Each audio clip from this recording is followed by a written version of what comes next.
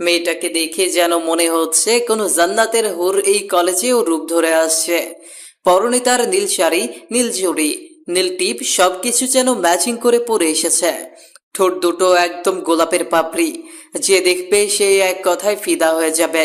তখনই ভেবে নিয়েছিল নাফিস, বিয়ে যদি করতেই হয় এই মেয়েকেই করবে। একে বিয়ে করলে জীবন সার্থক। তারপর নাফিস ভাবলো সেই মেয়ের পেছনে যেতে হবে আর তার খোঁজ খবর নিতে হবে। যে ভাবা সেই কাজ। নাফিস মেয়েটার পিছু করতে লাগলো। চলুন যেতে যেতে একটু পরিচিত হওয়া যাক। এখনই যে মেয়েটার পেছনে গেল ওর নাম নাফিস। বাসা বগুড়া। বগুড়ার সুনামধন্য সরকারি আজিজুল হক কলেজে অনার্স প্রথম বর্ষে অর্থনীতি ডিপার্টমেন্টে ভর্তি হয়েছে। তার আব্বুর চাকরি সূত্রে এখানে আসা। এখানে এসে একটা নতুন বাসায় উঠেছে তারা। এখন এতটুকুই বলে গল্পের মধ্যেই বাকিটুকু জানতে পারবেন। তারপর নাফিস দেখলো মেয়েটি তারই ডিপার্টমেন্টে ঢুকলো। নাফিস একটু খুশি হলেও পরক্ষণে তার নিঃশেষ হতে সময় লাগলো না, কারণ সে অনার্স দ্বিতীয় বর্ষের ক্লাসরুমে ঢুকলো। মানে নাফিসের থেকে 1 বছরের সিনিয়র। তারপর নিজে নিজেকে সান্ত্বনা দিতে লাগলো নাফিস, আর বলল সমস্যা নেই, 1 বছরই তো ব্যাপার। এই বলে খুশি মনে নাফিস ওর ক্লাসরুমে চলে গেল। যা প্রথম দিনেই দেরি হয়ে গেল। ক্লাসে গিয়ে দেখে অনেক স্টুডেন্ট আর লেকচার দিচ্ছে একটা কিউট ম্যাডাম। একটু পর নাফিসের দিকে তাকিয়ে ম্যাডাম বলল, এই ছেলে, ক্লাসরুমের সামনে দাঁড়িয়ে আছো কেন? ম্যাডাম আসতে পারি? আসো। নাফিস রুমে ঢুকে একদম পেছনের সারিতে বসে পড়ল। নাফিসের পাশে একটা ছেলে বসে আছে। ওর সাথে পরিচিত হলো।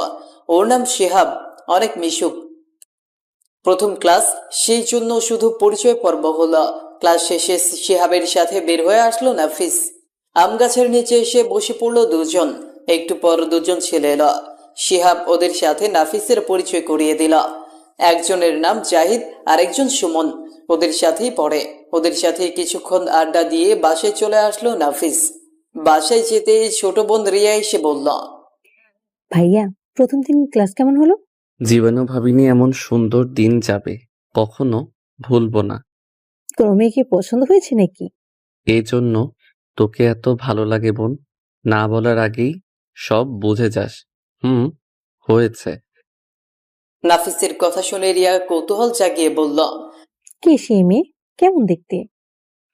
দেখতে অনেক সুন্দর, তবে তার নাম জানি না।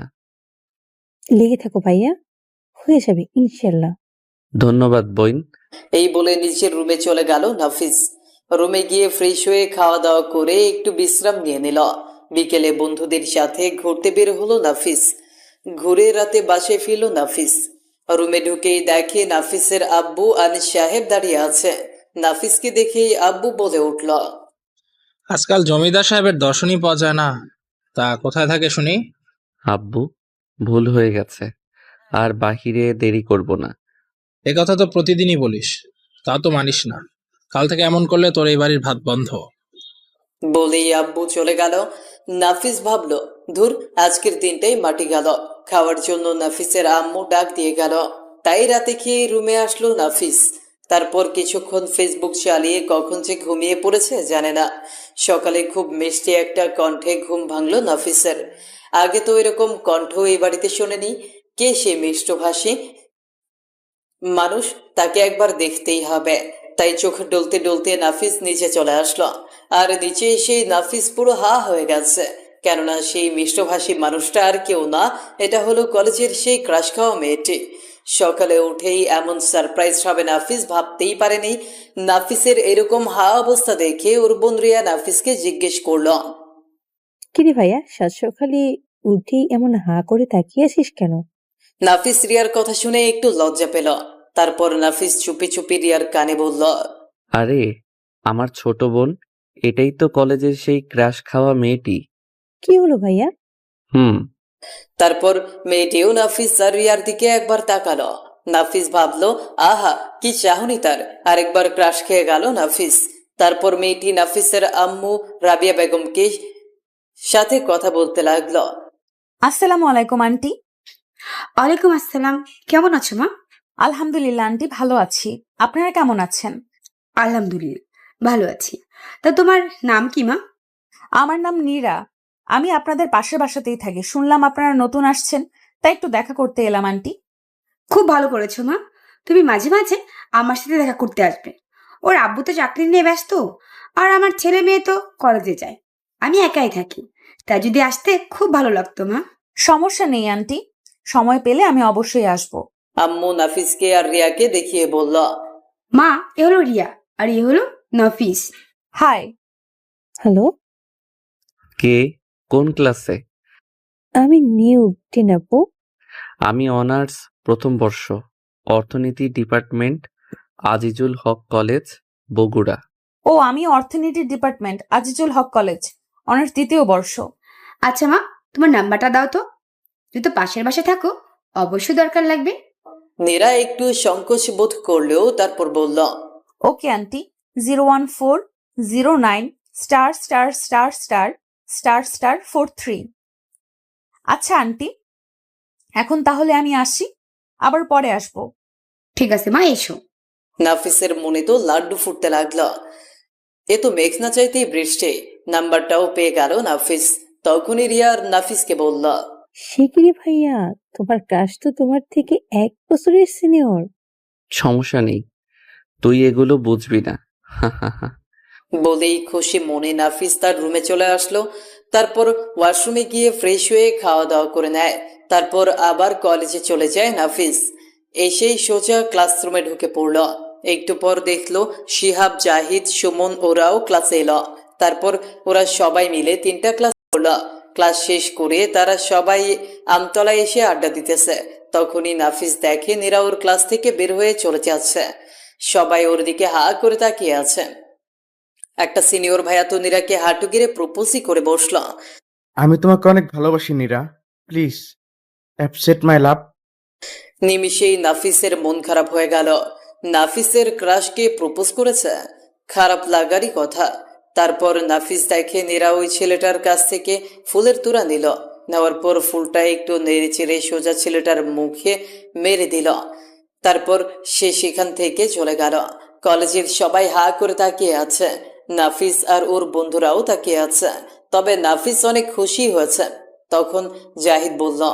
কিরে, তুই এত খুশি হচ্ছিস কেন? তুই তো নীরাপুকে পছন্দ করিস। নাফিস মুচকে হেসে মাথা নেড়ে হ্যাঁ সূচক উত্তর দিল। ওরা সবাই অবাক হয়ে একসাথে বলে উঠল। তোরা সবাই এমন রিয়্যাক্ট করছিস কেন? শুধু তুই না, কলেজের সবাই ওকে পছন্দ করে। সবাই পছন্দ করলেও বাজি আমি মারবো, দেখিস তোরা। বলেই সবাই হাসতে লাগলো। তারপর আরো কিছুক্ষণ আড্ডা দিয়ে বাসায় চলে আসলো নাফিস। তারপর দুপুরে ফ্রেশ হয়ে খাওয়া দাওয়া করে ঘুমিয়ে পড়ল।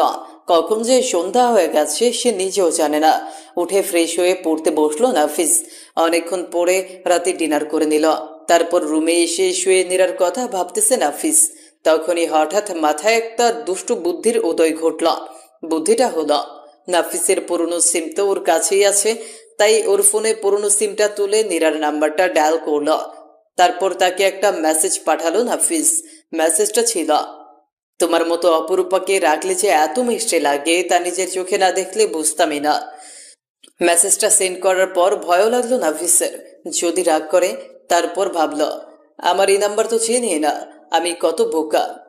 ধ্যাত, অনেকক্ষণ ফোন নিয়ে এপাশ ওপাশ করতে করতে নাফিসের ফোনে টং শব্দ করে একটা মেসেজ এলো। হ্যাঁ, মেসেজটা নীরারই ছিল। সে লিখছে, কে আপনি? নাফিসও লিখে দিল, মুখোশের আড়ালে থেকে আপনাকে ভালোবেসে যাওয়া একটা মানুষ। আবার অনেকক্ষণ ফোন নিয়ে এপাশ ওপাশ করলো নাফিস, কিন্তু আর মেসেজ আসলো না। এভাবে কখন যে ঘুমিয়ে পড়েছে নাফিস জানে না। খুব সকালে ঘুম থেকে উঠে নামাজ আদায় করে নিল নাফিস। তারপর এসে নাফিস আবার ঘুমিয়ে পড়ল। কিছুক্ষণ পর দেখে নাফিসের আম্মু ডাকতেছে। কে নাফিস, কলেজে যাবি না? যাবো তো। তোর কয়টা বাজে খেয়াল আছে তোর? কয়টা? 8টা। আম্মু আমাকে আরো আগে ডাক দিবে না? সেই 7টা থেকে ডাকা হচ্ছে। তারপর নাফিস লাফ দিয়ে উঠে ওয়াশরুমে চলে গেল। ফ্রেশ হয়ে হালকা নাস্তা করে কলেজের উদ্দেশ্যে রওনা দিল। আজকেও কলেজে আসতে একটু দেরি হয়ে গেল নাফিসের। তাই তাড়াতাড়ি করে ক্লাসরুমের সামনে এসে দেখে ম্যাডাম ক্লাস নিচ্ছে। নাফিস ম্যাডামকে বলে উঠল, ম্যাডাম আসতে পারি? ম্যাডাম নাফিসের দিকে চোখ তুলে তাকালো। এরপর বলল, প্রতিদিনই তোমার লেট হয় কেন? আসলে ম্যাডাম, রাস্তায় জ্যাম ছিল, এজন্য লেট হয়েছে। আর সব স্টুডেন্ট তো ঠিক সময় আসছে, ওদের তো জ্যামে পড়তে হলো না। জ্যামে মনে হয় খালি তুমিই পড়ো। নাফিস ভাবলো সকালে ঘুম থেকে দেরি করে উঠলে এই কথা বললে ইজ্জত থাকবে না। ম্যাডাম আবার বলে উঠল, এই ছেলে বিড়বিড় করে কি বলছো? কিছু না ম্যাডাম। ভেতরে আসো আর চুপচাপ ফাঁকা সিটে বসে লেকচার শোনো। নাফিস আর কোনো কথা না বলে শিহাবের পাশে গিয়ে বসে পড়ল। হঠাৎ শিহাব বলে উঠল, দোস্ত, আমাদের ম্যাডামকে তো সেই দেখতে, তাই না? আরে বলদ, ম্যাডাম তোর চেয়ে মিনিমাম 5-6 বছরের বড়। ম্যাডামকে দেখে তোর লাভ নাই, এর চেয়ে ক্লাসের কোনো মেয়ের উপর লাইন মার, এতে মেয়েটা পড়তেও পারে। যা শালা, তোকে কি বললাম আর তুই কি বললি? চুপ কর। তারপর ওরা দুইজন মিলে সব ক্লাস করলো। আজকে জাহিদ সুমন কেউ আসেনি, তাই নাফিস আর শিহাব বসে আড্ডা দিতেছে। আর তখনই নাফিস দেখে মীরা ক্লাস করে চলে যাচ্ছে। আজকে ওই মেয়ে শাড়ি পরে এসেছে, সাথে ম্যাচিং করে নীল টিপ নীল চুড়ি পরেছে, দেখতে একদম নীল পরি লাগছে। তখনই শিহাব গুঁতো দিয়ে বলল, কিরে দোস্ত, তোর নীলপরি তো উড়ে চলে গেল, তোর দিকে তো তাকালো না। তাকাবে তাকাবে, কবে তাকাবে শুনি? সময় হলেই তাকাবে। তারপর অনেকক্ষণ আরো আড্ডা দিয়ে বাসায় চলে আসে নাফিস। ফ্রেশ হয়ে দুপুরের খাবার খেয়ে নিল। তারপর রুমে গিয়ে একটু বিশ্রাম নিয়ে বিকেলে ছাদে গিয়ে বসে থাকে নাফিস। যে নীলপুরি ছাদে আসে কিনা, সারা বিকেল বসে থাকলেও সে আর আজকে এলো না। তাই মন খারাপ করে নাফিস আবার রুমে চলে আসলো। রাতে খাওয়া দাওয়া করে শুয়ে আছে নাফিস, তখন আবার সেই ফোনের কথা মনে পড়ল। তাই হাতে ফোন নিয়ে আবার নীলপুরিকে মেসেজ করলো নাফিস, নীল শাড়িতে আপনাকে অনেক সুন্দর লাগে। অনেকক্ষণ অপেক্ষা করার পর নীলপরি মেসেজ দিয়েছে, কে আপনি, প্রতিদিন মেসেজ করেন কেন? নাফিস বললাম তো, মুখোশের আড়ালে থেকে আপনাকে ভালোবেসে যাওয়া একটা মানুষ। তারপর নাফিস ফোন রেখে ঘুমিয়ে পড়ে। পরের দিন সকালে উঠে নামাজ পড়ে আসলো। আজ শুক্রবার, তাই আর কলেজে যেতে হলো না নাফিসের। রুম থেকে বের হয়ে ব্রাশ নিয়ে ছাদে চলে আসলো নাফিস। ছাদে এসেই তো নাফিস অবাক হয়ে গেল, কারণ নীরাও ছাদে আসছে আজকে। নাফিস ওর দিকে হা করে তাকিয়ে আছে। তখন নীরাই বলল, ওই পিচ্চিগুলো কি মেসেজ দাও? নাফিস তো শুনে চমকে উঠল আর ভাবতে লাগলো, যা, এ কেমনি জানলো? তারপর নীরা নাফিসের চুপ থাকা দেখে আবার বলে উঠল, ওই পিচ্চি, ওগুলো কি মেসেজ দাও? কি হলো, কথা বলছো না কেন? নাফিস না জানার ভান করে বলল, কোন মেসেজ? বেশি নাটক করো না পিচ্চি, আমি তোমার থেকে 1 বছরের সিনিয়র, মনে রেখো। আর এরকম করলে আন্টিকে বলে দেব। না মানে? এত মানে কইরো না। নাফিস ভাবলো, যখন বুঝেই গেছো তখন লুকিয়ে লাভ কি। তাই নাফিস সাহস করে অনেক জোরে বলল। আমি আপনাকে ভালোবাসি। নীরা একটু মুচকে হাসলো আর বলল, মায়ের খাবা, আমি তোমার সিনিয়র। আমার কোনো সমস্যা নেই। কিন্তু আমার সমস্যা আছে, আমি জুনিয়র জামাই চাই না।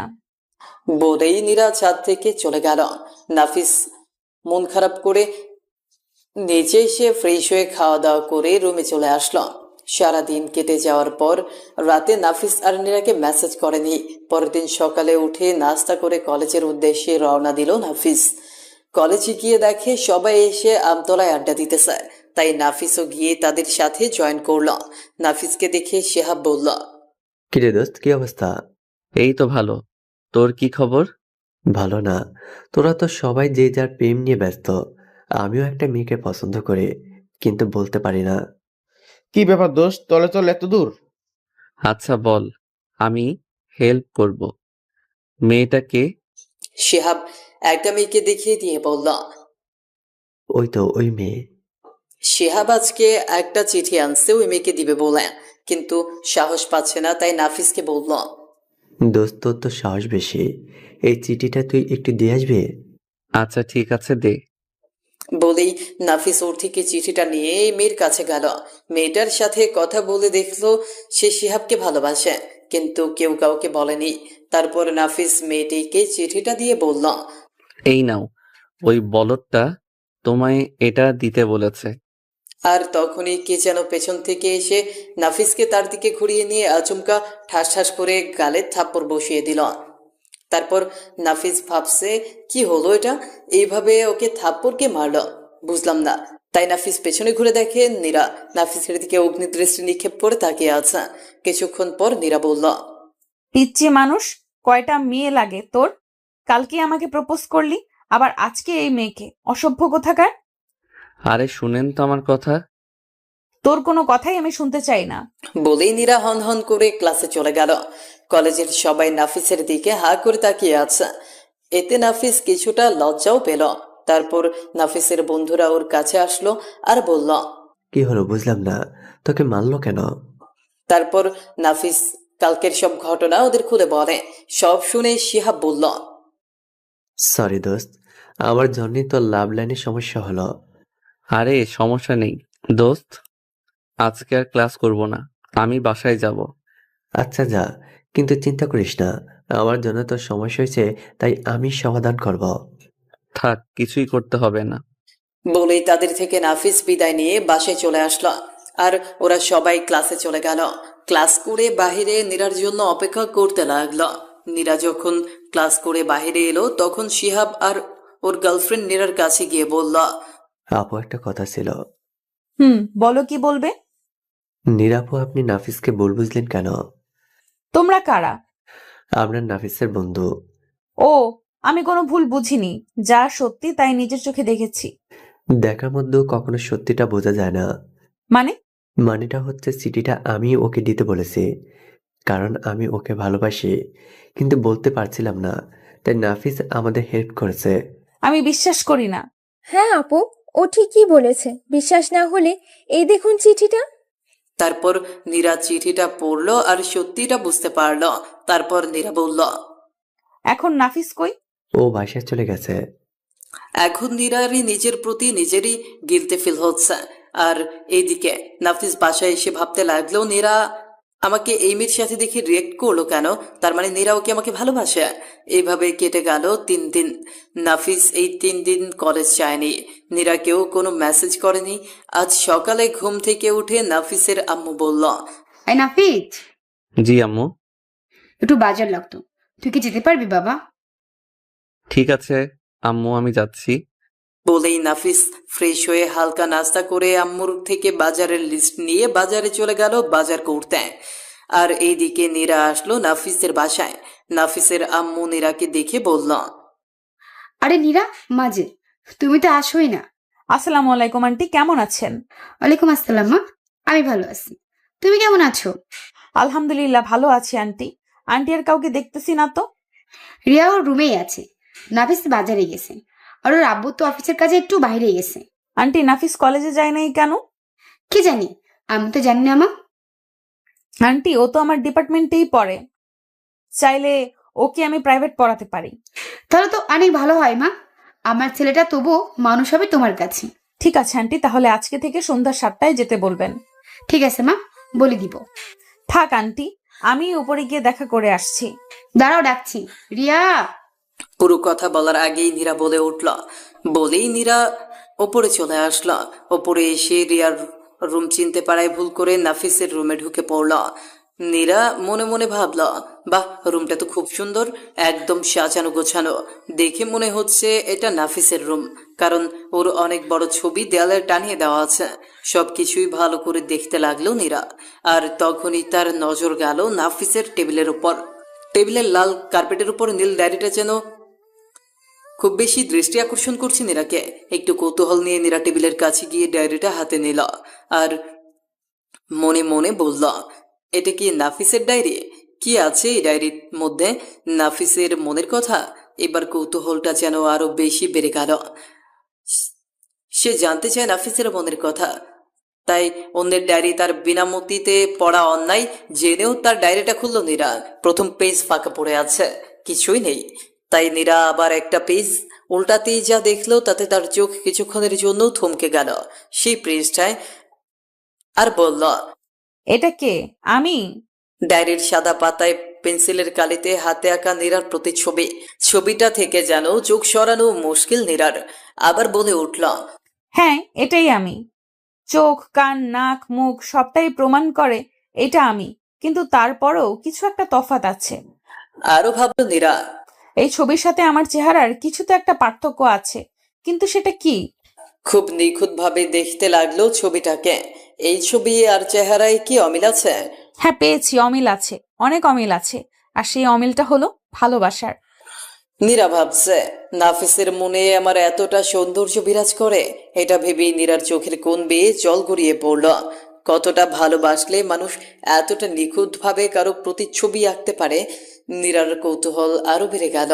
নাফিসের বুকে নীরার জন্য ভালোবাসার পরিমাণ জানার আগ্রহ আরো বেশি বেড়ে গেল। তাই নীরা আবার একটা পেজ উল্টালো। আর ওই পেজ দেখার পর নীরার হার্টবিট কিছুক্ষণের জন্য থমকে গেল। সে আর আটকে রাখতে পারলো না, শব্দ করে কেঁদে দিল। ডায়েরির সাদা কাগজে বড় বড় অক্ষরে লেখা, ভালোবাসি নীরা, অনেক বেশি ভালোবাসি। নীরা চোখ মুছতে মুছতে তাড়াতাড়ি করে আম্মুকে কিছু না বলে সেখান থেকে চলে গেল। একটু পর নাফিসও বাসায় চলে আসে। তারপর ফ্রেশ হয়ে খাওয়া দাওয়া করে কলেজের উদ্দেশ্যে রওনা দিল। কলেজে এসে তো নাফিস অবাক হয়ে গেল, কারণ নীরা নাফিসের বন্ধুদের সাথে বসে আছে। নাফিসকে দেখেই বলল, ছবিটা খুব ভালোবাসার সাথে অঙ্কন করা হয়েছে। এই চোখগুলো শুধু চোখ নয়, এই চোখে যে হাজারো মায়ার ভিড়। আচ্ছা, আমার চোখে কি আদৌ এতটা মায়া আছে? আমার তো মনে হয় না আছে। আর এই ঠোঁটের কোণে লেগে থাকা মৃদু হাসিটা, এ যেন কোনো সাগরের ঢেউ। আমার হাসি কি সত্যি এত সুন্দর? এদিকে আসো। নাফিস ভয়ে ভয়ে নীরার কাছে গেল। নীরা নাফিসের দিকে চোখ রাঙিয়ে তাকিয়ে আছে। নাফিসের হারামি বন্ধুগুলো যে নাফিসকে হেল্প করবে তা না করে এটা দেখে মজা নিচ্ছে। নাফিস ভাবছে, ইচ্ছে হচ্ছে 3 বলদকে আচ্ছা মতো ধুলাই দিই। তারপর নীরা আবার বলে উঠল, তুমি আমাকে দেখে পালাচ্ছিলে কেন? কই? দেখো, একদম মিথ্যা বলবা না, আমি কিন্তু দেখেছি। নাফিস ভাবছে এই মেয়ের কাছে মিথ্যাও বলা যায় না, বললেও ধরে ফেলে। নাফিস কথা ঘোরানোর জন্য বলল, ডাকলেন কেন? আমি কি তোমাকে ডাকতে পারি না? তা পারেন, কিন্তু আমার এখন ক্লাস আছে। দেখো, একদম মিথ্যা বলবে না। তোমার ক্লাস শুরু হতে এখনো 40 মিনিট দেরি আছে। ও, ভুলে গেছিলাম। আমাকে দেখলে সব ভুলে যাও, তাই না? তোমার এই ভোলার রোগ কি করে ভালো করতে হয় তা আমার ভালো করে জানা আছে। এখন শুধু ওষুধ দেওয়ার পালা। নাফিস কিছু না বলে চুপ করে দাঁড়িয়ে আছে। তারপর নীরা উঠে বলল, নাফিস, আমার সাথে আসো, কথা আছে। কি বলবেন? এখানেই বলেন। না, এখানে সবার সামনে বলা যাবে না। তারপর নাফিস আর কিছু না বলে নীরার পিছু পিছু যেতে লাগলো। নীরা কলেজের পেছনে একটা ফাঁকা জায়গায় গিয়ে দাঁড়ালো। এরপর ঘাসের উপর বসে পড়ল। নাফিসও তার পাশে বসে পড়ল। নীরা চুপ করে আছে। নাফিস নীরার দিকে তাকালো। নীরাও শান্ত দৃষ্টিতে নাফিসের দিকে তাকালো। এভাবে তাকিয়ে থাকলে নীরাকে অনেক মায়াবী লাগে। নাফিস ভাবছে ওর চোখের প্রেমে পড়ে যায় আবারও। একটু পর নীরা বলে উঠল, নাফিস, আজকে তোমাদের বাসায় গেছিলাম, তোমার রুমেও ঢুকেছিলাম, তারপর তোমার নীল ডায়েরিটাও পড়েছি। নীরার কথা শুনে নাফিস হঠাৎ চমকে যায় আর ভাবতে থাকে, হায় হায়, এই বুঝি আমার গালে জ্বরটা পড়বে এখন। তারপর আবার নীরা লজ্জা মাখা মুখ নিয়ে বলল, তুমি যেটা ডায়েরির পাতায় লিখে রেখেছো সেটা আমি তোমার মুখ থেকে শুনতে চাই। নীরার কথা শুনে নাফিসের মুখের রিয়াকশনই পাল্টে গেল। ও এরকম বলবে নাফিস কখনোই চিন্তা করেনি। তারপর নীরা আবার বলল। কি হলো বলো? তারপর নাফিস বলল, আমি তোমাকে কলেজে যেদিন প্রথম নীল শাড়ি পরে দেখেছি, সেই দিনই তোমার উপর ক্রাশ খাই আর ওয়ান সাইড লাভ হয়ে যায়। নীরা, আমি তোমাকে অনেক ভালোবাসি, খুব বেশি ভালোবাসি। তুমি কি আমার রাজকন্যার আম্মু হবে? প্লিজ। আমি অবশ্যই তোমার রাজকন্যার আম্মু হব। বলেই নীরা নাফিসকে অনেক শক্ত করে জড়িয়ে ধরল। নাফিসও নীরাকে জড়িয়ে ধরল। নীরার কপালে আলতো করে ভালোবাসার পরশ এঁকে দিল নাফিস। নীরা নাফিসের কপালে, 2 গালে, 2 চোখে, নাকে, থুতনিতে সব জায়গায় ভালোবাসার পরশ এঁকে দিল। তারপর নীরা নাফিসের বুকে মুখ লুকাল। এভাবে অনেকক্ষণ কেটে যাওয়ার পর নীরাকে নাফিস বলল, নীরা, এখন আমার ক্লাসে যেতে হবে। না, একদিন না গেলে কিচ্ছু হবে না। আমি তোমাকে যেতে দেব না। তাহলে কি করবে? আজকে সারাদিন ঘুরবো তোমার সাথে। তারপর নাফিস আর নীরা ক্লাস ফাঁকি দিয়ে অনেক ঘুরল। বিকেলে বাসায় ফিরে ফ্রেশ হয়ে একটা ঘুম দিল। সন্ধ্যায় ঘুম থেকে উঠল নাফিস। আর তখনই নাফিসের আম্মু এসে বলল, আজকে থেকে তুই নীরার কাছে পড়তে যাবি। কিন্তু কেন আম্মু? আমি তো ভালোই পারি। কেমন পারিস তা আমরা ভালোই জানি। এখন তাড়াতাড়ি রেডি হয়ে পড়তে যা। নীরার কাছে পড়তে যাওয়ার কথা শুনে নাফিসের মনে আবার লাড্ডু ফুটছে, কিন্তু সেটা প্রকাশ করতেছে না নাফিস। তাই আর কোনো কথা না বলে রেডি হয়ে পড়তে গেল। কলিং বেল চাপতেই আন্টি দরজা খুলে দিল। আন্টিকে বলল, আসসালামু আলাইকুম আন্টি। ওয়ালাইকুম আসসালাম বাবা। আরে নাফিস যে। আন্টি কেমন আছেন? আলহামদুলিল্লাহ ভালো বাবা, তুমি কেমন আছো বাবা? আলহামদুলিল্লাহ ভালো আছি আন্টি। তা তুমি হঠাৎ? আমি নীরার কাছে পড়তে এসেছি। নীরা আছে? ও ওর রুমেই আছে, তুমি ওর রুমে যাও। জি আন্টি। নাফিস আন্টিকে আর কিছু না বলে দোতলায় চলে এলো। এরপর কোনো কথা না বলে নীরার রুমের দরজায় টোকা দিল নাফিস। নীরা ভেতর থেকে বলল, দরজা খোলা আছে, ভেতরে আয়। নাফিস দরজায় ধাক্কা দিয়ে রুমের ভেতরে তাকাতেই নাফিসের চোখ ছানা বড়া হয়ে গেল। নাফিস লজ্জায় চোখ বন্ধ করে ফেলল। নীরা নাফিসের দিকে না তাকিয়ে বলল, রিনা, একটু এদিকে আয় তো, আমার শাড়িটা একটু ঠিক করে দে। নীরাকে নাফিস রিনা মনে করে রুমে আসতে বলছে। সে ভাবেনি নাফিস আসছে, তাই নাফিস ভাবলো এভাবে আমার থাকা ঠিক হবে না। তাই নাফিস বলে উঠল, নীরা, আমি রিনা না। নাফিসের কথা শুনে নীরা মনে হয় চমকে উঠল। তাড়াতাড়ি শাড়িটা শরীরে কোনো মতো জড়িয়ে নিয়ে নাফিসকে ধমক দিয়ে বলল, এই পিচ্চি ছেলে, দেখতেই পাচ্ছো আমি ড্রেস চেঞ্জ করছি, তারপরেও কেন দাঁড়িয়ে আছো? আমার কোনো দোষ নেই। তুমি তো আমাকে আসতে বলেছো। আর হ্যাঁ, আমি কিছু দেখিনি। শয়তান ছেলে, সব কিছু আমার দেখে নিয়ে বলতেছে কিছুই দেখেনি। যাও, বের হও এখন। নাফিস আর কোনো কথা না বলে রুম থেকে বের হতে লাগলো। তখনই দেখে রিনা চলে এসেছে। নীরার রুমে নাফিসকে দেখে চোখ বড় বড় করে তাকিয়েছে। নাফিস ওসব আমল না দিয়ে রুম থেকে বের হয়ে এলো। নিচে এসে সোফায় বসে চোখ বন্ধ করতে একটু আগে দেখা নীরাকে মনের মাঝে ভেসে উঠল নাফিসের। নাফিস ভাবলো মনটাও বড্ড ব্যাহা, খালি উল্টাপাল্টা চিন্তা করছে। একটু পর নাফিস দেখে নীরা নিচে নেমে এলো। ও কালো শাড়ি পরেছে, কালো শাড়িতে ওকে হেব্বি মানিয়েছে। নাফিসের সামনে এসে নীরা বলল, দেখো তো আমাকে কেমন লাগছে। শাড়ি ছাড়াই তো সুন্দর লাগছিল। শয়তান ছেলে, তার মানে তুমি তখন আমার সব দেখে ফেলেছো? সবার কই দেখলাম। শখ কত। এখন পড়তে বসো। এই বলে নীরা উপরে চলে গেল। নাফিস ও নীরার পেছন পেছন চলে গেল। বাহ, রুমটা অনেক সুন্দর, গোছানো। গিয়ে নীরার পড়া টেবিলে বসে পড়লো নাফিস। নীরাকে আজকে অনেক সুন্দর লাগছে। ফর্সা শরীরে কালো শাড়ি অনেক সুন্দর মানিয়েছে। নাফিসের দিকে তাকিয়ে আছে। তাকিয়ে থাকতে দেখে তখন নীরা নাফিসকে বলে, আমার দিকে না তাকিয়ে থেকে বই বের করো। নাফিস একটু লজ্জা পেল। তারপর নাফিস বই বের করল।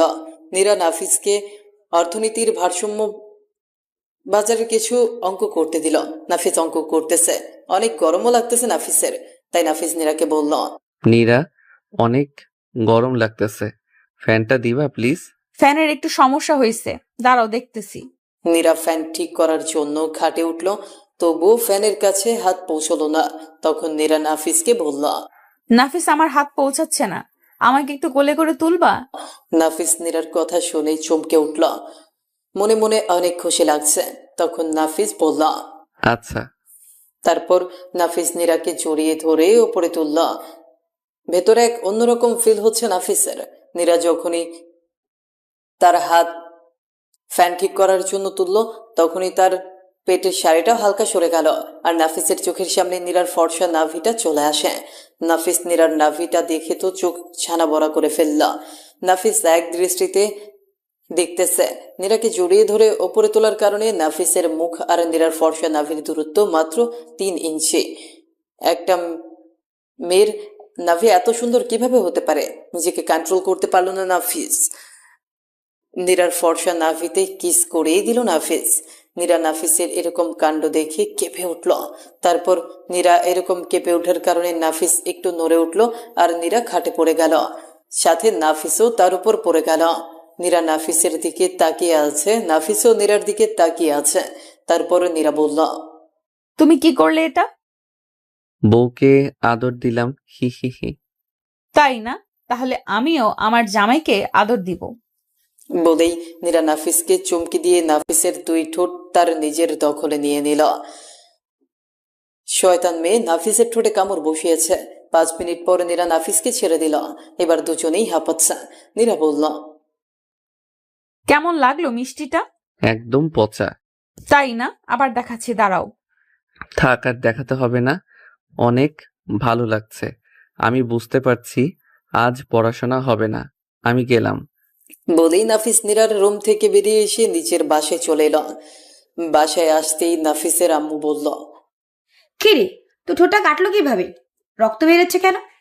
নাফিস ভাবলো, হায় হায়, রোম্যান্সের মোড়ে খেয়ালই করেনি শয়তান মেয়ে ওর ঠোঁটে কামড় বসিয়ে কেটে ফেলেছে। এখন আম্মুকে কি বলবে? তারপর নাফিস বলল, আম্মু, নীরাদের বাসায় দেয়ালে ধাক্কা লেগে কেটে গেছে। কি যে করিস না, যা রুমে গিয়ে মলম দি। নাফিস আর কোনো কথা না বলে রুমে গিয়ে ফ্রেশ হয়ে কাটা জায়গায় মলম লাগালো। কিছুক্ষণ পর ডিনার করে রুমে শুয়ে শুয়ে ফেসবুকিং করে নীরার সাথে প্রেমালাপ করল নাফিস। তার সাথে কথা বলে রাত 1টায় ঘুমিয়েছে নাফিস। এইভাবে নীরার সাথে দুষ্টু মিষ্টি প্রেম কাহিনীতে কিছুদিন কেটে গেল। এখন নীরাদের সাথে নাফিসের পরিবারের অনেক ভালো সম্পর্ক, কারণ তারা নাফিসদের প্রতিবেশী। একদিন নীরার আম্মু আসলো নাফিসদের বাসায়। এসেই আম্মুকে বলল, আপা, একটা কথা বলতাম। আরে আপা বললেন না প্লিজ। আমরা সবাই দাওয়াত খেতে যাচ্ছি, কাল আসবো, কিন্তু নীরা যেতে চাচ্ছে না। তাই যদি একদিনের জন্য নীরা এখানে থাকে, বুঝেনি তো, একা মেয়ে। কোনো সমস্যা নেই আপা, দিনা তো আমার মেয়েরই মতো, যতদিন ইচ্ছে থাকুক। ধন্যবাদ আপা, দুশ্চিন্তা মুক্ত হলাম। বলেই নীরার আম্মু নীরাকে রেখে চলে যায়। আজকে তো নাফিসের ঈদের দিন। নীরা তাদের বাসায় থাকবে। রাতের বেলা নাফিস বুকে ভারী কিছু অনুভব করে। চোখ মেলে অবাক হয়ে যায় নাফিস। নাফিস দেখে নীরা তার বুকে শুয়ে আছে। তখন নাফিস বলল, এই নীরা, ওঠো। কখন আসছো আমার রুমে? কেউ দেখে ফেললে কি হবে? কেউ দেখবে না। বলেই নীরা নাফিসের মুখের দিকে এগিয়ে আসতে লাগলো। নীরা নাফিসকে কিস করতে লাগলো। আস্তে আস্তে কিসের মাত্রা বাড়তে লাগলো। কেন জানি না নাফিসও রেসপন্স করছে। নাফিস আর নিজেকে কন্ট্রোল করতে পারলো না। ব্যাপারটা অনেক গভীরে চলে যায়। সেই রাতে নীরা আর নাফিসের মধ্যে শারীরিক সম্পর্ক হয়। আর সেই রাতটা নাফিসের জীবনে অন্ধকার ডেকে আনে। সকালবেলা ঘুম থেকে উঠে নাফিস দেখে নীরা কখন জানি উঠে চলে গেছে। কিন্তু তার একটু পরেই রাতের কথা মনে পড়ে গেল নাফিসের। সে মনে মনে ভাবছে, কেন এমনটা করলো সে? এটা করতে চায়নি, তবু আগুন আর ঘি পাশাপাশি থাকলে যা হয়। তারপর নাফিস ভাবলো কলেজে গিয়ে ক্ষমা চাইতে হবে নীরার কাছ থেকে। তারপর উঠে গোসল করে রেডি হয়ে নাফিস কলেজের উদ্দেশ্যে রওনা দেয়। কলেজে নীরাকে অনেক খোঁজার পর নীরাকে কলেজের পেছনে একটা গাছের নিচে পেল। নাফিস গিয়ে নীরার পাশে চুপচাপ বসে পড়ল। নীরার দিকে তাকিয়ে দেখে নীরার চোখে পানি জমতে শুরু করে দিয়েছে। নাফিসকে দেখে নীরার কান্নার বেগ বাড়তেই থাকলো। তখন নীরাকে জিজ্ঞেস করলো নাফিস, কি হয়েছে? কাঁদছো কেন? কান্না করছে। তাকাও আমার দিকে আর বলো কি হয়েছে। নীরার এখন রাগ উঠছে নাফিসের উপর। ওর মনে হচ্ছে যা কিছু হলো সব নাফিসের জন্যই। হাত সরা তুই। কেন? কি হয়েছে সেটা তো বলো। আমি তোকে হাত সরাতে বলেছি। আচ্ছা, সরালাম। এবার তো বলো কি হয়েছে তোমার। কুত্তা, তোর কারণেই তো সব হয়েছে। এখন আবার নাটক করছিস কেন? আমি আবার কি করলাম? গালি দিচ্ছ আর মারছো কেন?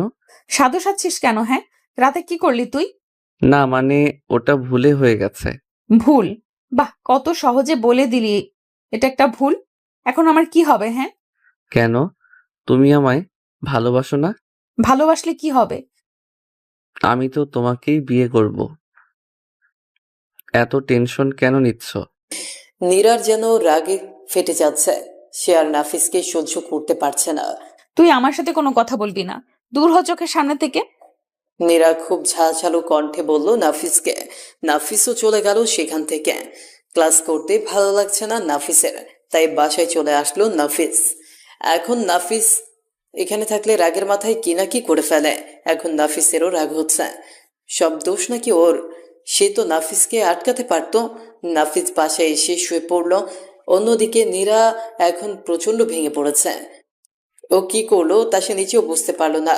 নীরা বাসায় চলে আসলো, তারপর ফ্রেশ হয়ে রুমে এসে শুয়ে পড়ে।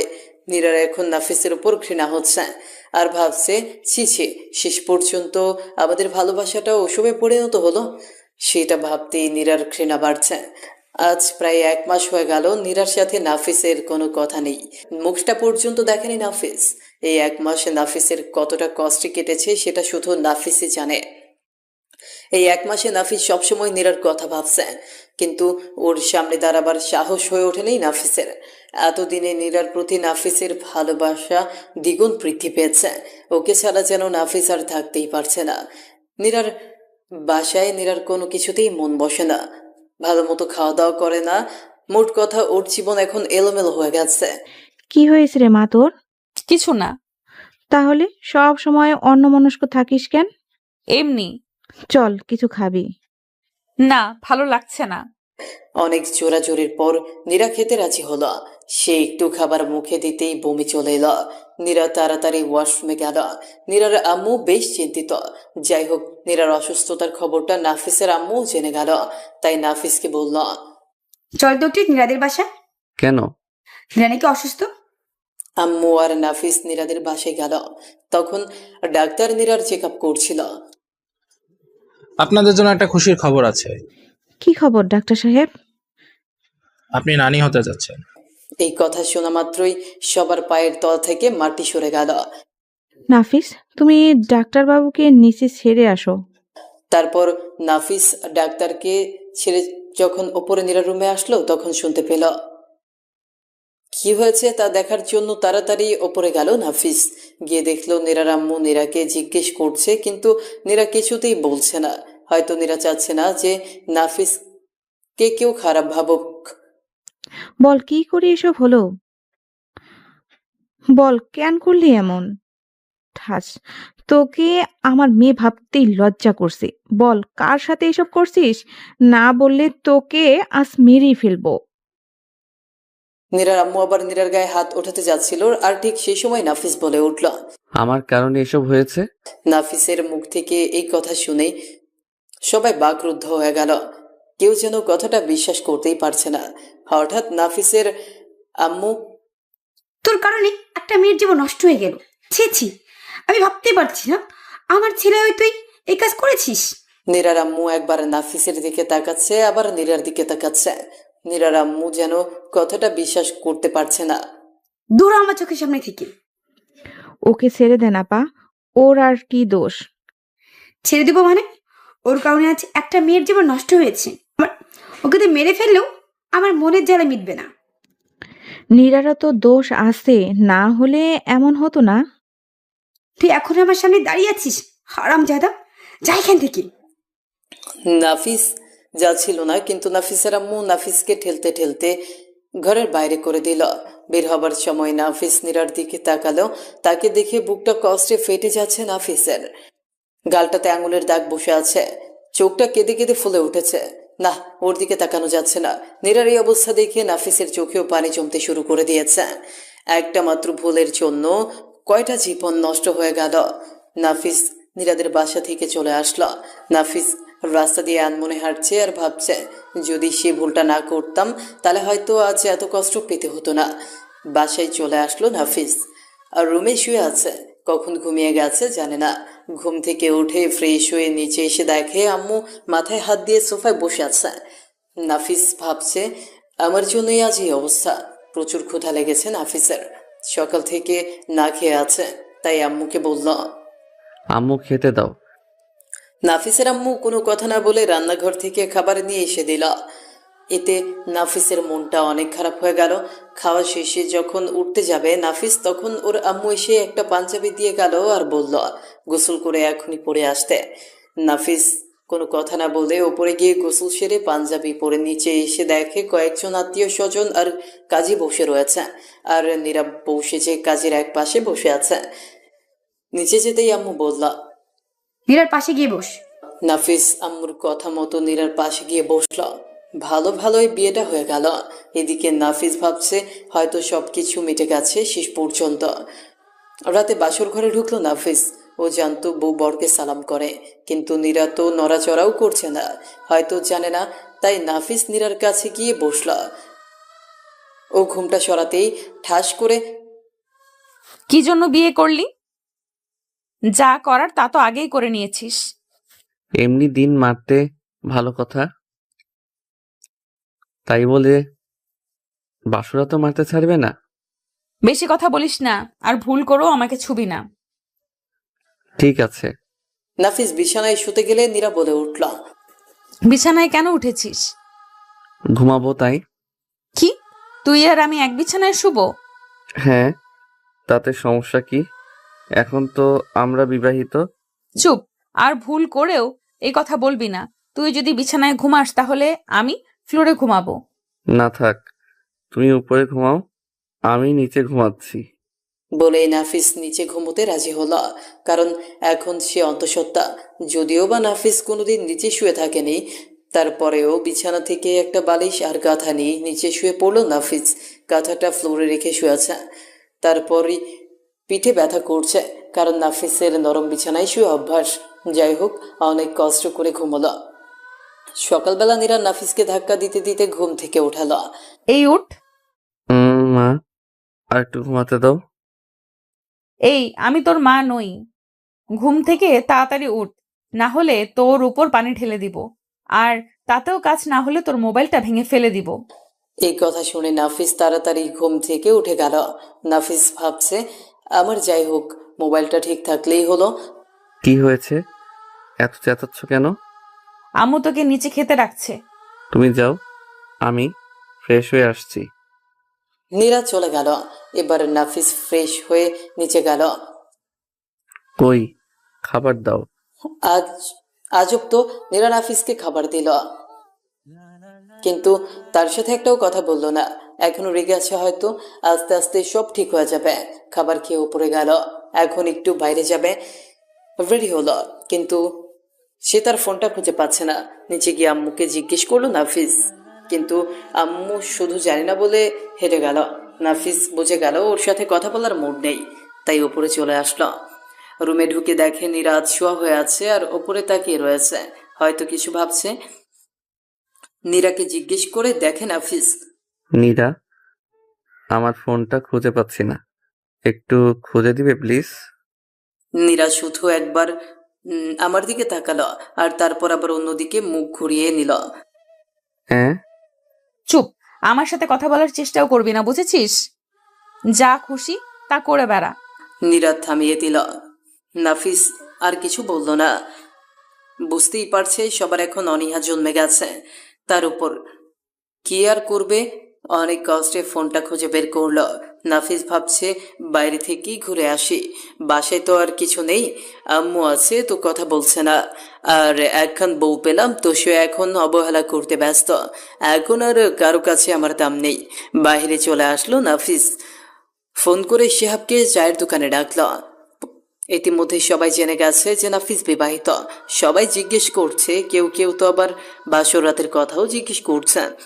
চায়ের দোকানে বসলো নাফিস। একটু পর শিহাব এলো, তার সাথে কথা বলে বাড়িতে চলে আসলো। বাসায় এসে গোসল করে শুয়ে পড়ল। শরীরটা ভালো লাগছে না। বিকেলবেলা ঘুম থেকে উঠে ফ্রেশ হতে গেল। নাফিস নিচে গিয়ে খেতে চাইল। আবারও একই কেস, খাবার দিল কিন্তু কথা বলল না। নাফিস ভাবছে, আমাকে মারলেও হয়তো এত কষ্ট পেতাম না যতটা সবার অবহেলাতে পাচ্ছি। আর রাতের বেলা নাফিস বিছানায় বসে পড়ল। রাতে নাফিস বিছানায় বসে ফোন টিপছে, আর নীরা ঘরে এলো। সে আয়নার সামনে বসে চুল আঁচড়াচ্ছে। তখন নাফিস পেছন থেকে তাকে জড়িয়ে ধরার লোভ সামলাতে পারল না। নীরা এখন দাঁড়িয়ে আছে, হয়তো চুল আঁচড়ানোর কাজ শেষের পথে, তাই নাফিস তাড়াতাড়ি নীরার পেছনে গেল আর তাকে জড়িয়ে ধরে তার চুলে মুখ ডুবিয়ে চুলের ঘ্রাণ নিতে লাগলো আর বলল, আমার উপর তুমি কেন এত রেগে আছো? সবকিছু কি ঠিক করে নেওয়া যায় না? একটু পর নীরা নাফিসের থেকে ছাড়িয়ে নিয়ে গালে কষে একটা চড় দিল আর বলল, বেয়াদব, তোকে কতবার বলেছি না আমাকে ছুবি না?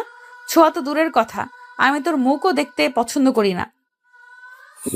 নাফিস নীরার এই কথায় অনেক ব্যথিত হয়ে তারপর নাফিস চুপচাপ গিয়ে সোফায় শুয়ে পড়ল।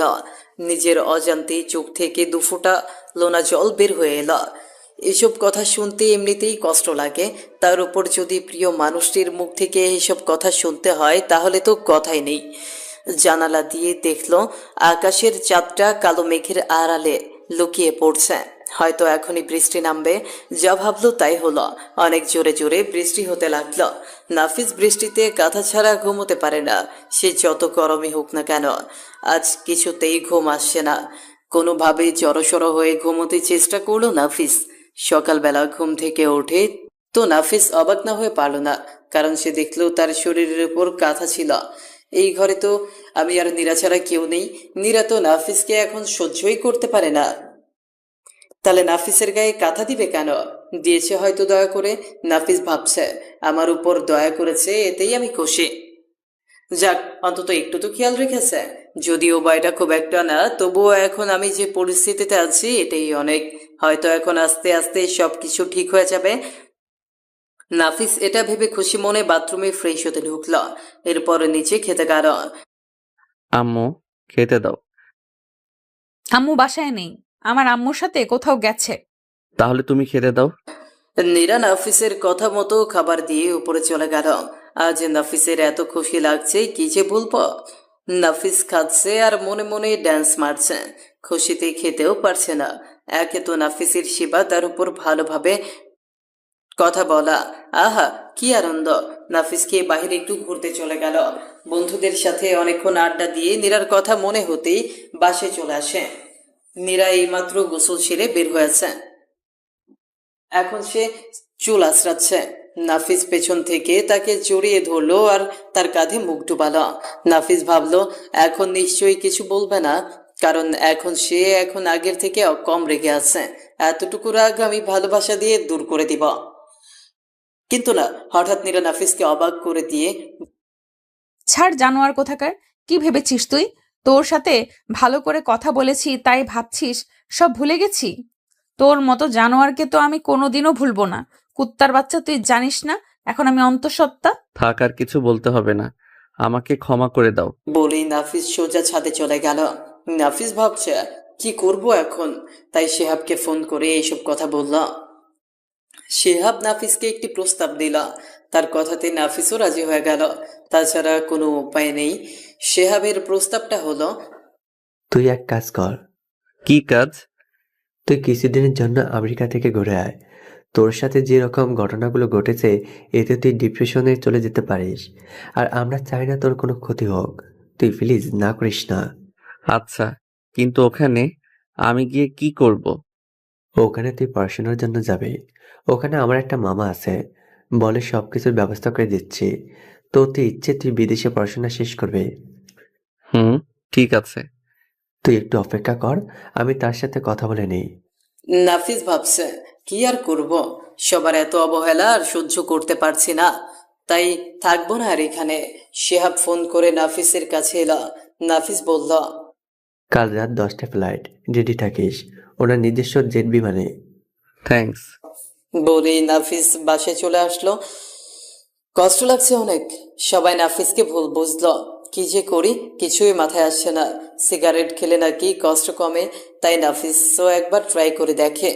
সোজা দোকানে গিয়ে 2 প্যাকেট সিগারেট নিয়ে এলো। একটা সিগারেট হাতে নিল নাফিস।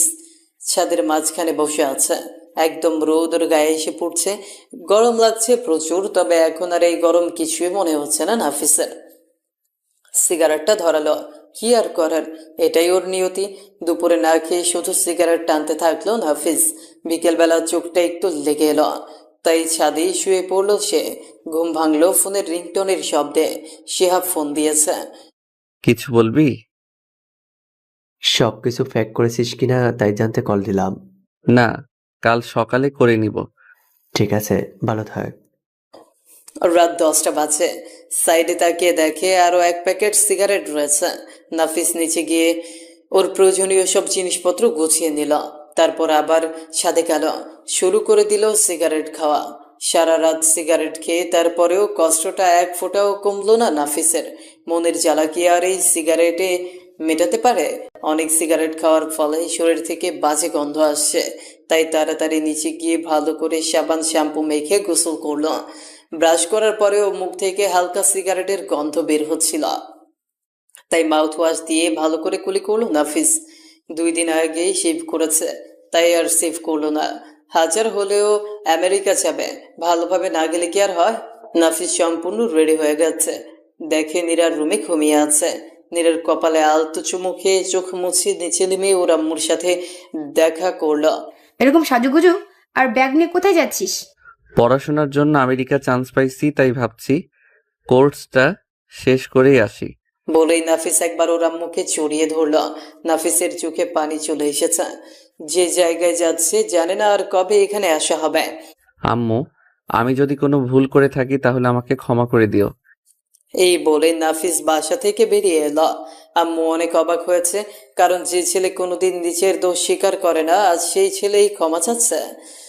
শিহাব আর নাফিস এয়ারপোর্ট পৌঁছলো। ও নাফিসকে এগিয়ে দিতে আসছে।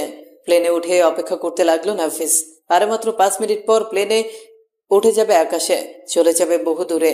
এই কথা ভেবে চোখ থেকে 2 ফোঁটা জল গড়িয়ে পড়লো নাফিসের। এখন সবার কথা আর সবার চেহারা নাফিসের মুখের সামনে ভাসতে লাগলো। নীরাও নাফিসকে ভুল বোঝে, এমনকি নাফিসের পরিবারও ওকে ভুল বুঝল। এসব ভাবতে ভাবতে চোখ যেন ঝাপসা হয়ে আসছে নাফিসের। চোখের কোণা থেকে পানি মুছে নিল। কিছুক্ষণের মধ্যেই প্লেনটা উড়াল দিল তার গন্তব্যের দিকে। প্রায় আধ ঘন্টা প্লেনে থাকার পর ল্যান্ড করলো আমেরিকার এয়ারপোর্ট। ওখান থেকে শিহাবের মামা নাফিসকে রিসিভ করে ওনার বাসায় নিয়ে আসলেন। কথা বলে ওনাদের অনেক ভালো মানুষ বলে মনে হলো নাফিসের। উনি সহ ওনার ফ্যামিলি এখানেই সেটেলড। ওনার ফ্যামিলিতে উনি কবির মাহমুদ, ওনার স্ত্রী শায়লা মাহমুদ আর ওনার একমাত্র মেয়ে ঈশা আছে। ওনাদের সাথে নাফিসের থাকার ব্যবস্থা হলো। খেয়ে ঘুমিয়ে পড়েছিল, কারণ খুব ক্লান্ত ছিল নাফিস। ঘুম ভাঙলো সন্ধ্যার পর। সন্ধ্যায় একটু ছাদে গেল। বিদেশে মনেই হচ্ছে না এখন সন্ধ্যা, একদম দিনের মতোই লাগছে। সন্ধ্যার লাইটগুলো শহরটাকে একদম জাগিয়ে রাখছে। ছাদে গিয়ে দেখলো কবির আঙ্কেলের মেয়ে ঈশা ছাদে দাঁড়িয়ে চা খাচ্ছে। নাফিসাকে দেখে আবার নিচে যেতে নিলে ঈশা পেছন থেকে বলে উঠল, ওই হ্যালো, আপনি এসেই আবার চলে যাচ্ছেন কেন? আপনি এখানে চা খাচ্ছেন, তাই ভাবলাম যদি ডিস্টার্ব ফিল করেন। না, সমস্যা নেই, আপনি থাকতে পারেন। ধন্যবাদ। তারপর ঈশা নাফিসের কাছে এসে হাত বাড়িয়ে বলল, হাই, আমি ঈশা, ভার্সিটিতে পড়তেছি। হ্যালো, আমি নাফিস, আপনার এই ভার্সিটিতে ভর্তি হব। জানি। কিভাবে? আমার আব্বুই তো ব্যবস্থা করেছে। ধন্যবাদ। তাহলে তো আমরা ক্লাসমেট, সো ফ্রেন্ড। ইয়েস। তাহলে কোনো আপনি চলবে না, তুমি করে বলতে হবে। ওকে, তাহলে তুমিও বইলো। ওকে। মেয়েটা অনেক মিশুক। বিদেশের মেয়েরা যেমন অহংকারী হয়, ঈশা মোটেও ওরকম না। বড়লোক হিসেবে ওর বা ওর বাবা মায়েরও কোনো অহংকার নেই। অনেক ভালো মনের মানুষ তারা। মনে মনে নাফিস তার বন্ধু শিহাবকে একটা ধন্যবাদ দিল। ডিপ্রেশন থেকে বাঁচাতেও অনেক বড় একটা হেল্প করলো। নাফিসের বিড়বিড় করতে দেখে ঈশা বলে উঠল, কি বিড়বিড় করছো? না, কিছু না। তারপর আরো কিছুক্ষণ কথা বলে দুইজনই নিচে চলে আসলো। তারপর রাতের খাবার খেয়ে তারা তাড়াতাড়ি ঘুমিয়ে পড়লো নাফিস। খুব সকালে ঘুম থেকে উঠে ফ্রেশ হয়ে নিল। এটা আমেরিকা তো, তাই এখানে এত তাড়াতাড়ি ঘুম থেকে কেউ ওঠে না। এই জন্য আঙ্কেল আন্টি আর ঈশা ঘুমিয়ে আছে। আঙ্কেল আন্টি অনেক বড় লোক হলেও কোনো কাজের লোক নেই। নিজেদের কাজ নিজেরাই করতে পছন্দ করে। সকালে উঠে কাজ নেই, তাই নাফিসই তাদের জন্য নাস্তা তৈরি করলাম। ঘুম থেকে উঠে সবাই নাফিসকে বলল, তুমি এসব করতে গেলে কেন? সমস্যা নেই আঙ্কেল, নিজের বাসা ভেবেই করেছি। তারপর ওনারা সবাই মুচকি হাসলেন। সবাই একসাথে ব্রেকফাস্ট করে নাফিস রুমে গিয়ে রেডি হলো ভার্সিটি যাওয়ার জন্য। ঈশা আর নাফিস ওদের গাড়িতে করে একসাথে ভার্সিটি গেল। ভার্সিটিটা অনেক সুন্দর, আর ভার্সিটিতে আজকে নাফিসের প্রথম দিন, তাই প্রথমে প্রিন্সিপালের রুমে গেল। ভর্তির ফর্মালিটিগুলো পূরণ করে নিল। অবশ্য ঈশাও সাথে ছিল। তারপর ভর্তির কার্যকলাপ শেষ হলে নাফিস আর ঈশা দুইজন একসাথে ক্লাসরুমে চলে আসলো। রুমটাও অনেক বড় আর সুন্দর। একে একে সব ক্লাস শেষ করে বাহিরে ক্যাম্পাসে এসে কিছুক্ষণ আড্ডা দিয়ে আবার একসাথে গাড়িতে করে বাসায় চলে আসলো নাফিস আর ঈশা। এসে ফ্রেশ হয়ে দুপুরের খাবার খেয়ে নিল। খাবার খেয়ে রুমে গিয়ে ফোনটা হাতে নিয়ে দেখে নাফিসের বন্ধু শিহাব 3টা মিসড কল দিয়েছে। তাই নাফিস ফোন ব্যাক করলো। ফোনটা রিসিভ করে সাথে সাথে বলতে লাগলো, কিরে, নতুন দেশ নতুন বন্ধু পেয়ে আমারে ভুলে গেলি? কি বলিস এগুলো? আজ তোর জন্য আমি এখানে দাঁড়িয়ে আছি। আজ এরা কথা বাদ দে, আর বল কেমন আছিস তুই এখন? আলহামদুলিল্লাহ বন্ধু, ভালো। তুই কেমন আছিস?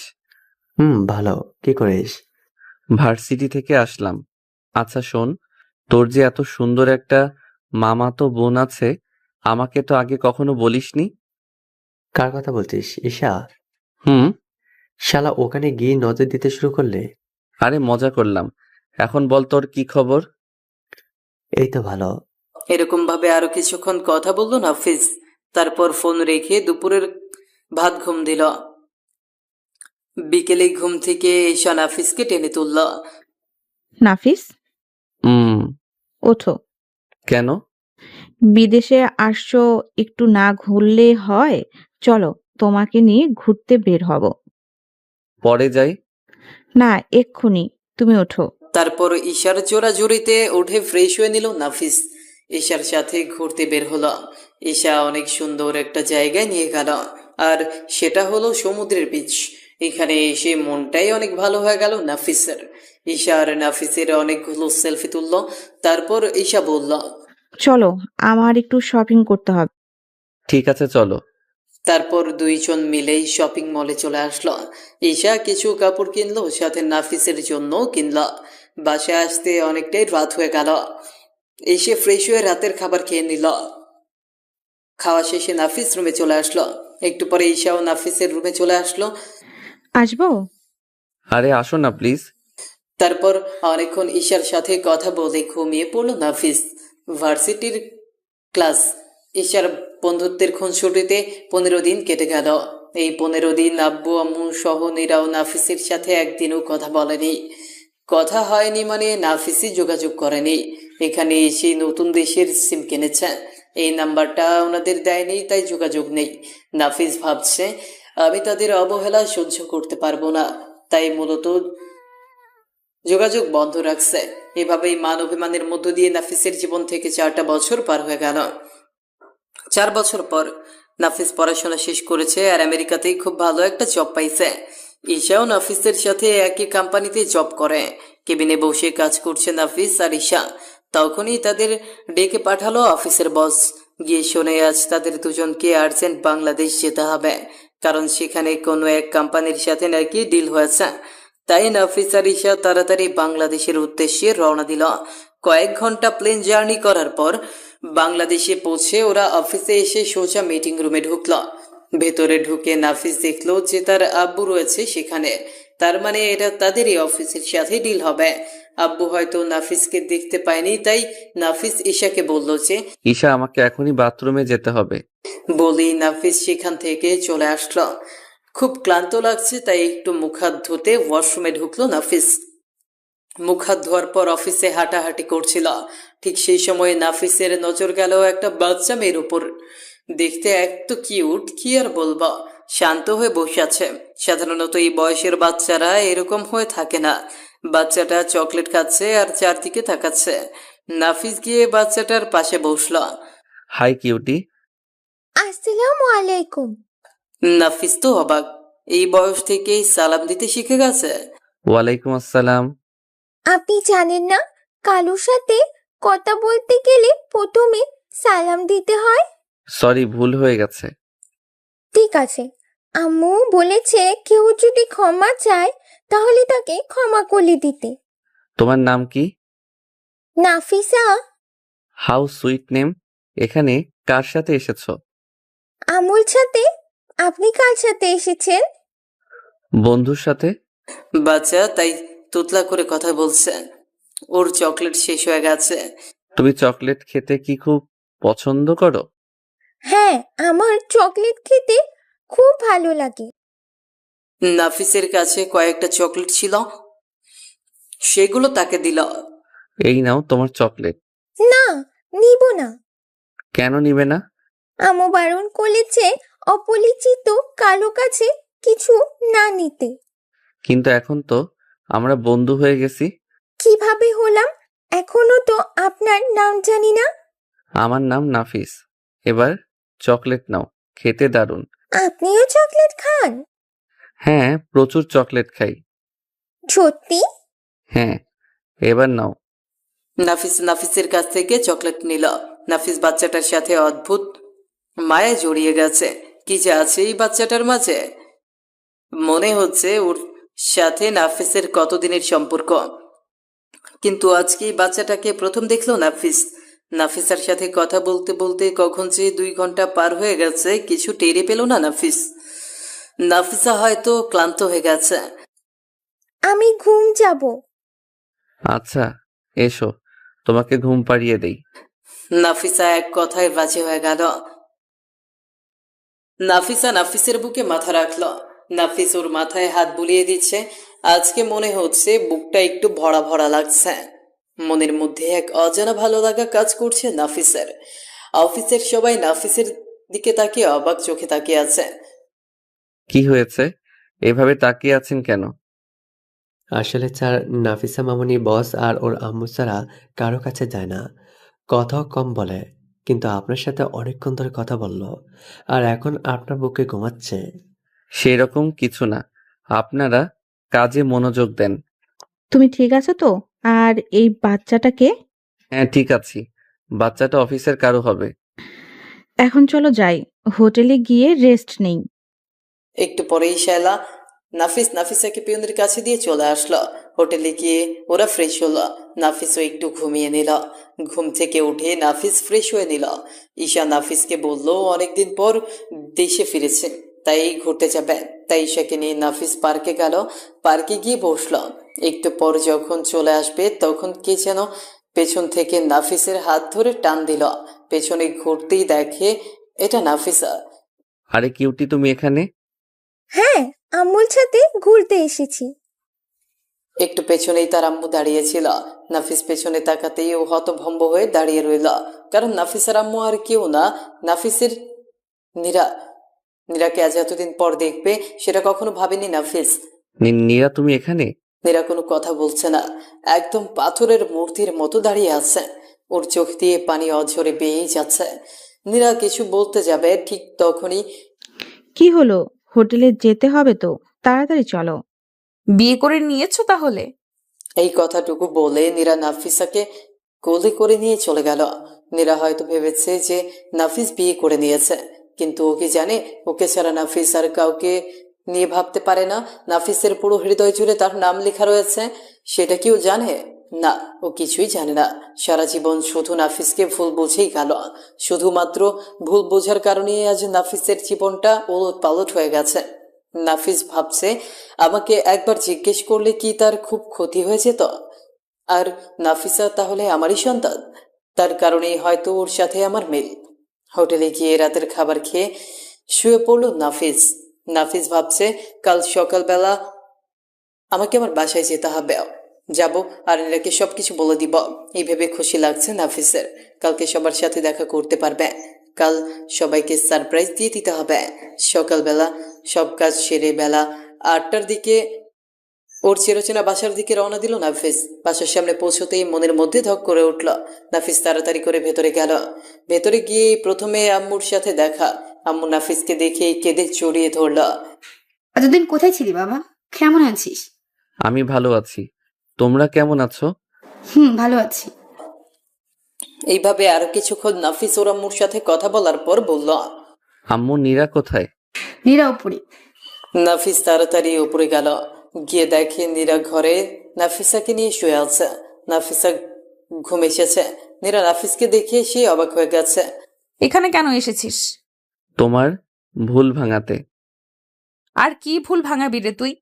আসলে তুমি গতকাল যা দেখেছো তা ঠিক ছিল না। পাগল পেয়েছিস তাই না? না, যা সত্যি তাই বলছি। চুপ কর। আমি কি দেখেছি আর কি দেখিনি সেটা আমার ব্যাপার। আর দয়া করে এখানে কোনো ঝামেলা করিস না। তখন কই ছিলি তুই যখন আমার প্রয়োজন ছিল আমাদের? এখন সব দোষ আমাকে দিচ্ছ। তুমি কি ভুলে গেছো তুমি আমাকে কতটা অবহেলা করেছো? আমার পরিবার আমাকে কতটা অবহেলা করেছে? যে কারণে আমাকে এত অবহেলা করেছো সেখানে তো তোমারও দোষ ছিল। কেন সেদিন তুমি আমাকে আটকালে না? হয়েছে তোর কথা। এখন তুই যা এখান থেকে। আমি তোমার পায়ে পড়ছি, আমি তোমাকে ছাড়া বাঁচবো না, প্লিজ আমাকে ভুল বুঝো না। পা ছাড় আমার। যদি তুই আমার পা না ছাড়িস তাহলে আজকেই আমি এই মুহূর্তে আত্মহত্যা করতে বাধ্য হব। না, এ কথার মুখ দিয়েও কোনোদিন বের করবে না।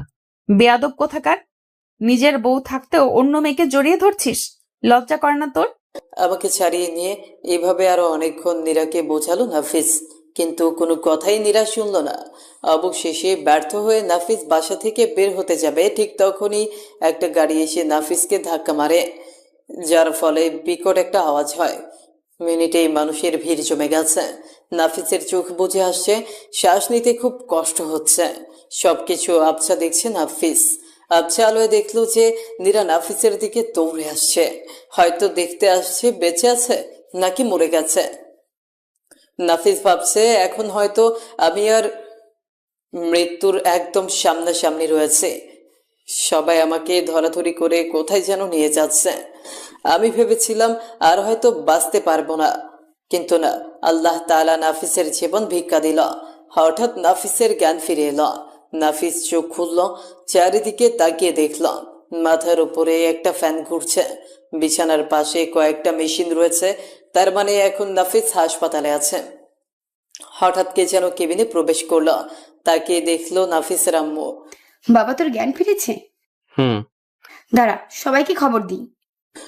আম্মু সবাইকে খবর দিতে গেল। হঠাৎ কেবিনে ডাক্তার এলো। এখন কেমন লাগছে আপনার? ভালো। মানতে হবে আপনার ভাগ্য অনেক ভালো। কেন ডক্টর?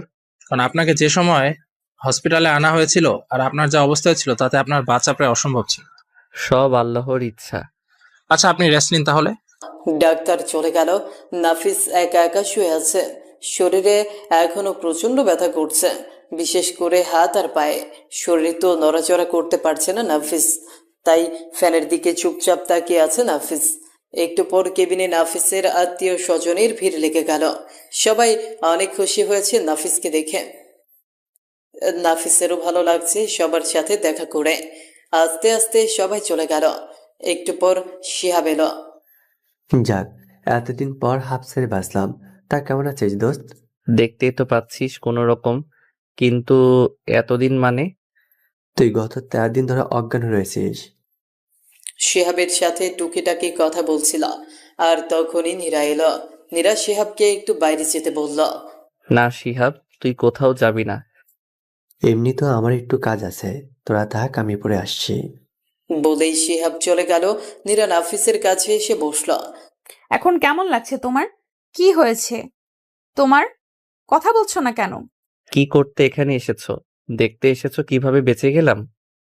তুমি যা ভাবছো তা নয়, আমি সত্যিই তোমায় অনেক ভালোবাসি। ছাড়ো আমাকে। নীরাকে অপমান করলো নাফিস। অপমান করার পর নীরা কাঁদতে কাঁদতে কেবিনের বাইরে চলে গেল। একটু পরে নাফিসা আব্বু আব্বু করতে করতে কেবিনে এলো, আর সেই নাফিসকে জড়িয়ে ধরল।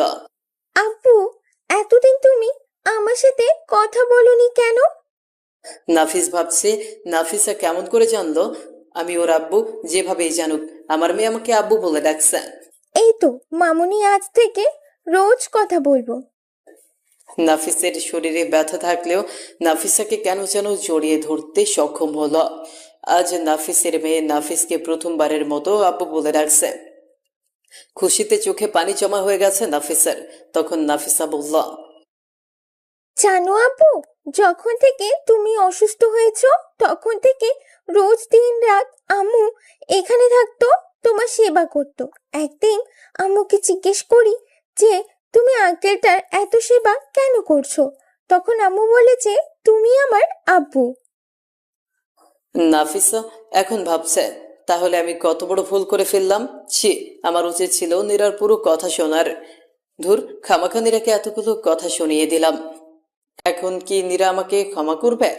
নাফিসকে আরো হাসপাতালে 7 দিন থাকতে হলো, তারপর ওকে রিলিজ দিল। এই 7 দিনে অনেকেই নাফিসের সাথে দেখা করতে আসলেও নীরা আসেনি। আজকে বাসায় যাচ্ছে নাফিস, তাও নীরা আসেনি। নাফিসকে তার ঘরে রাখা হলো। নাফিস শুয়ে আছে আর ভাবছে, নীরাকে তো কোথাও দেখলাম না।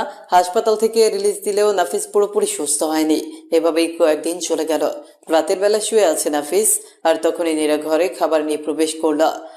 এসে বলল, সত্যি আমি আসতে চাইনি, তবে আম্মু বিজি আছে তাই খাবারটা দিতে এলাম। আমার হাতে ব্যথা, একটু খাইয়ে দিলে ভালো হতো। নীরা কোনো কথা না বলে হাত ধুয়ে এসে খাইয়ে দিতে লাগলো। আজ অনেকদিন পর তৃপ্তি করে খেলো নীরা। খাওয়া শেষে নীরা তাড়াতাড়ি চলে গেল। কোনো কাজ ছাড়া নীরা নাফিসের সামনে আসে না। তাই নাফিস ভাবলো যে করেই হোক নীরার রাগ ভাঙাতেই হবে।